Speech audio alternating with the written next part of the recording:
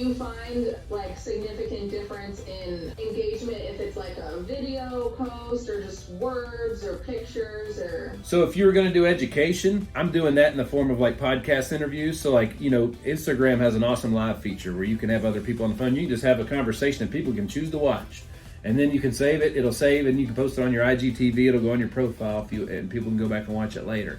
That's awesome. If I was going to do anything educational, it would be in the form of that, not here's a YouTube video on how to pick an insurance policy.